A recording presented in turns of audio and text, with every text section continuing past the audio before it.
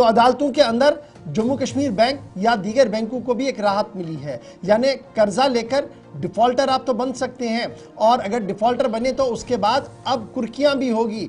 और अगर आपके पास एग्रीकल्चर लैंड है और सिर्फ यही एक जरिए आमदनी है तो इस पर अब बैंक का हक बन सकता है। अदालत ने बाज़ाब्ता तौर पर इस बात की वजाहत कर दी। और कल जम्मू कश्मीर लद्दाख हाई कोर्ट ने रिकवरी के मामले पर एक बड़ी बात बैंक को दे दी है और एक बड़ा ऑर्डर जारी कर दिया है। बिल्कुल, ये बार बार पूछा जा रहा था कि बैंक कर्जों की रिकवरी में कब पेशरफ्त होगी, तो इस सिलसिले में जरी जमीन पर भी जो सरफेसी एक्ट है उसको नाफिज करने की इजाजत अदालत की जानिब से मिली है। और जो कर्ज नादहिंगान थे, आप ये मानकर चलिएगा, जिन लोगों की मुश्किलात थी, जो इस मुकदमे को अदालत तक लेकर चले गए थे, वहां पर इसको आम कामयाबी के तौर पर भी देख सकते हैं, क्योंकि उन लोगों के लिए स्पेशली अब फाइनल दरवाजा शायद जरी जमीन पर टैक्स के ताल्लुक से जो बात की जानी थी या जो फाइनल डिसीजन लेना था या अथॉरिटी कोर्ट थी तो इसमें बात की जानी थी, इसलिए बैंक कर्जों की रिकवरी में ये इंपॉर्टेंट पेशरफ्त मानी जा रही है। और कर्ज लेने वाले जो जरी जमीन का बहाना बनाकर रिकवरी से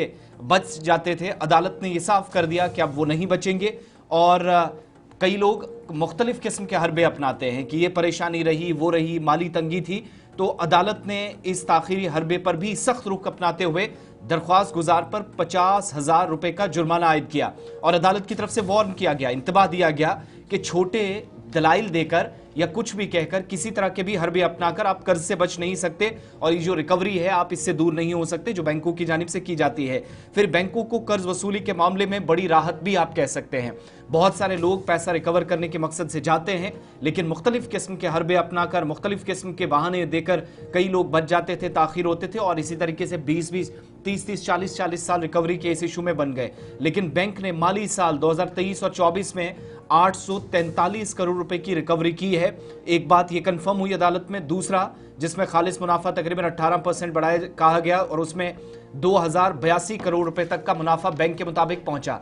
लेकिन वो लोग जो रिकवरी से किसी न किसी बहाने से बचते थे और कर्ज नदहिंगान के खिलाफ इस मुकदमे में बैंक के लिए भी एक बड़ी कामयाबी और वो राह भी हमवार हुई है, जहां पर रिकवरी करने के लिए किसी भी पुराने या बड़े केस में हो जाता है तो वो जो रिकवरी का मामला था अगर कहीं ताखीर में चला जाता था वो कम से कम नहीं होगा। और जो शख्स अदालत गया था कि वो रिकवरी में मजीद वक्त ले सकता है, 50,000 रुपए का उस पर भी जुर्माना।